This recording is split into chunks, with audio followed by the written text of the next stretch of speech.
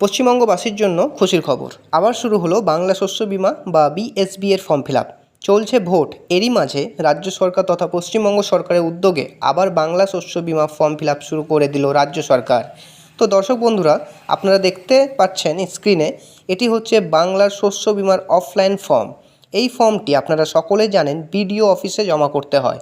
এই ফর্মটি আজকেই ভিডিওতে কিভাবে ফর্মটি ডাউনলোড করবেন এবং এরই সঙ্গে কোন কোন ডকুমেন্টস আপনারা অ্যাটাচড করে বিডিও অফিসে জমা করবেন এবং কোন ফসল আপনারা ফর্ম ফিল আপে লিখবেন, আজকের এই ভিডিওতে ডিটেলস আলোচনা করতে যাচ্ছি।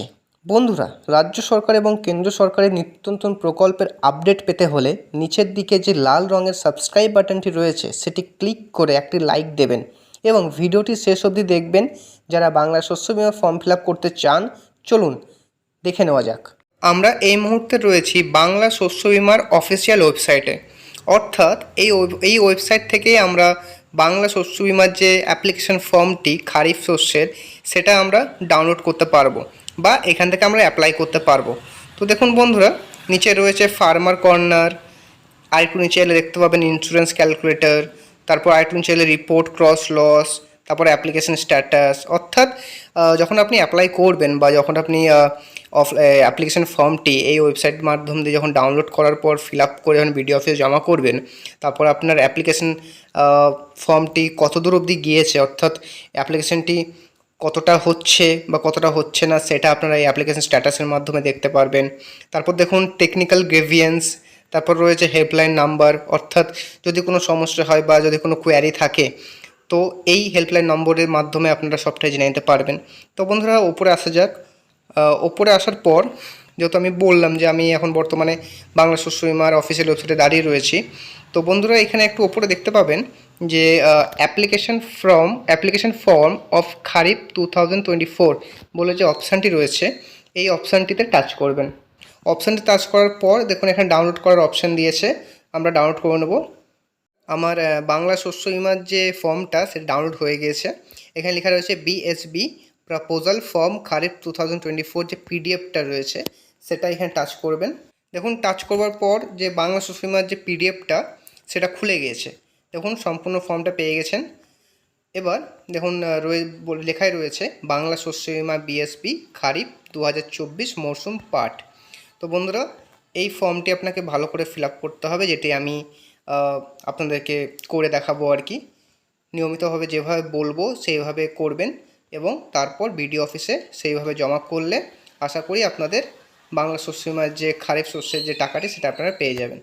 তো দেখুন লেখা রয়েছে বাংলা শস্য বিমা বিএসবি খারিফ 2024 মরশুম পাট। দেখুন এখানে লেখা রয়েছে কৃষকের নাম, অর্থাৎ যিনি আবেদন করছেন বা যিনি কৃষক সেই কৃষকের নাম দিতে হবে। পিতা, মাতা, স্বামী, অভিভাবকের নাম, অর্থাৎ সেই কৃষকের পিতা বা মাতার নাম লিখতে হবে, বা তিনি যদি বিবাহিত হন, যদি স্ত্রী হন বা কোনো বিবাহিত হন তাহলে তার স্বামীর নাম বা অভিভাবকের নাম এখানে দিতে হবে। তারপর আবেদনকারীর বা কৃষকের বয়স দিতে হবে এখানে। তারপর দেখুন লেখা রয়েছে লিঙ্গ, পুরুষ, স্ত্রী, অন্যান্য, অর্থাৎ পুরুষ না স্ত্রী সেটা দিবেন, টিক মার্ক দিয়ে দেবেন এখানে। আর ভোটার কার্ড নম্বর, অর্থাৎ এপিক নম্বর, যেটা মানে ভোটার কার্ডের নম্বর সাধারণত যেটা বলে থাকি আমরা, সেটা দিয়ে দেবেন। আবশ্যিক বলতে গেলে এটা দিতেই হবে। তারপর দেখুন লেখা রয়েছে জাতি, সাধারণ, তপশালী জাতি আর তপশালী উপজাতি ওবিসি, অর্থাৎ সাধারণ বলতে জেনারেল কাস্টকে বোঝানো হচ্ছে, আর তপশালী জাতি উপজাতি অর্থাৎ এসসি, এসটি আর ওবিসি। তো এখানে টিকমার্ক দিয়ে দেবেন, যে যেটার মধ্যে আপনি পড়ছেন আর কি, সেটা টিকমার্ক দিয়ে দেবেন।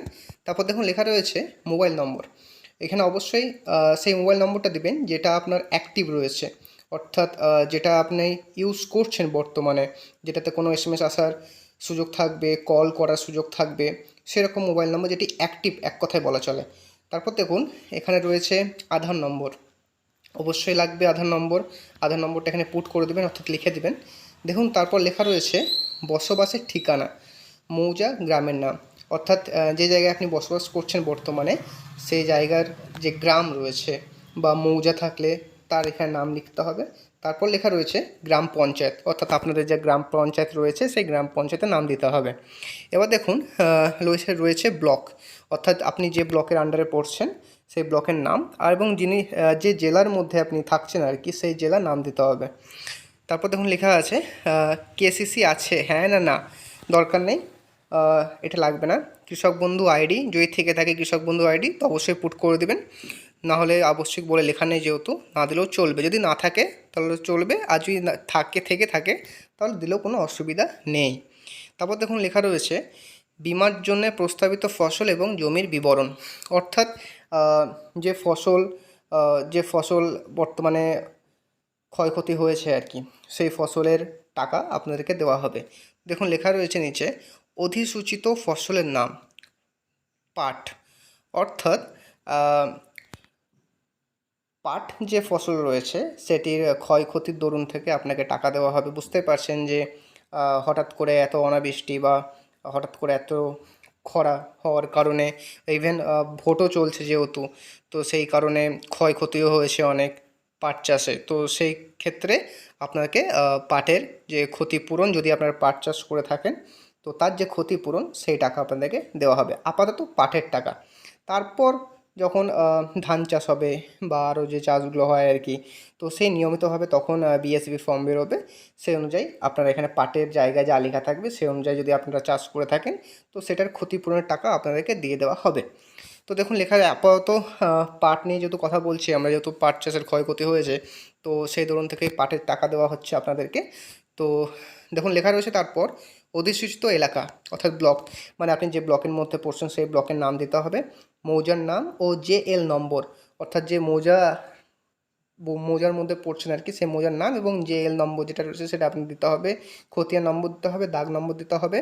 বীমার জন্য প্রস্তাবিত এলাকা, অর্থাৎ যে এলাকার মধ্যে আপনার যে জমিটা রয়েছে সেটা পড়ছে, সেই জমির যে কত একর রয়েছে সেটা লিখতে হবে।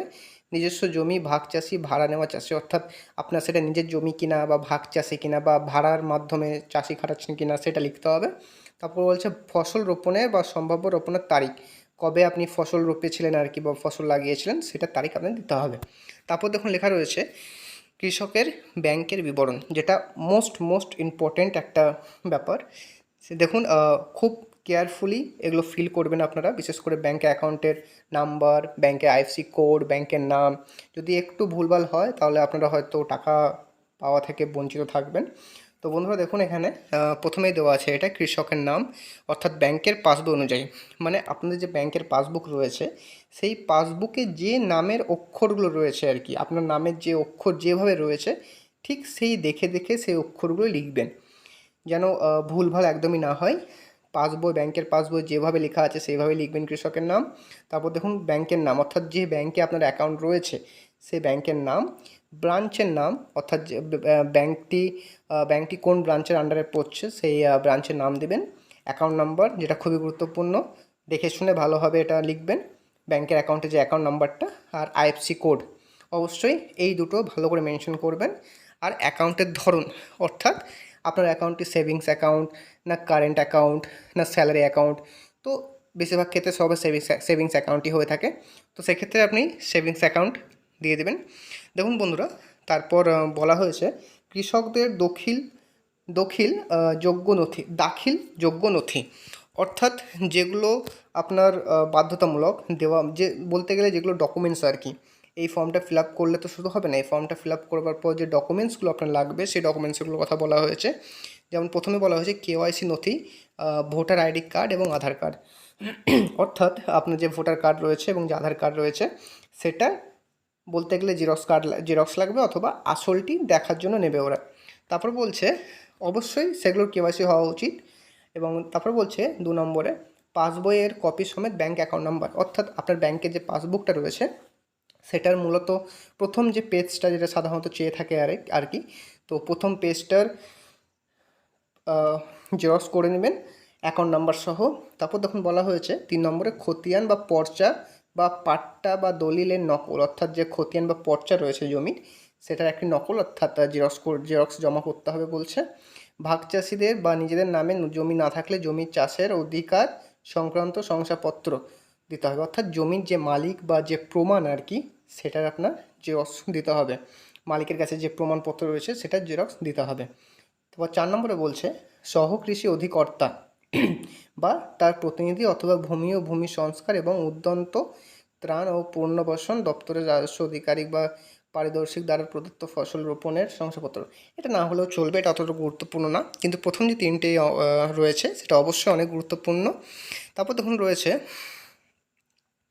এখানে স্বাক্ষর সহি, অর্থাৎ যিনি আবেদন করছেন আর কি, তাকে সাক্ষী হিসেবে কোনো একজনকে লাগবে, মানে অন্য একজনকে সাক্ষী হিসেবে এখানে সিগনেচার লাগবে, বা সই বা টিক সই যা করতে পারবে সাক্ষী হিসেবে একজনকে লাগবে।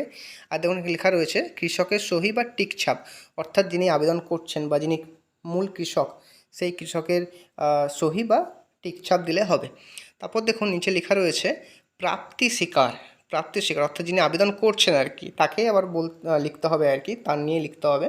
যেমন শ্রী বা শ্রীমতী যিনি রয়েছেন তার নাম, পিতা, স্বামী বা অভিভাবক, পিতা থাকলে পিতা, যদি তিনি বিবাহিত হন তাহলে স্বামী বা অভিভাবক নাম লিখবেন। যিনি ড্যাশ গ্রাম পঞ্চায়েত, অর্থাৎ যে গ্রাম পঞ্চায়েতের আন্ডারে পড়ছেন বা যে গ্রাম পঞ্চায়েত আপনাদের রয়েছে সেই গ্রাম পঞ্চায়েতের নাম, ব্লক, যে ব্লকের আন্ডারে আপনি পড়ছেন সেই ব্লকের নাম। তারপর ড্যাশ জেলার একজন কৃষক, অর্থাৎ কোন জেলার মধ্যে আপনি পড়ছেন বা কোন জেলায় থাকেন, তো সেই জেলার নাম দিতে হবে।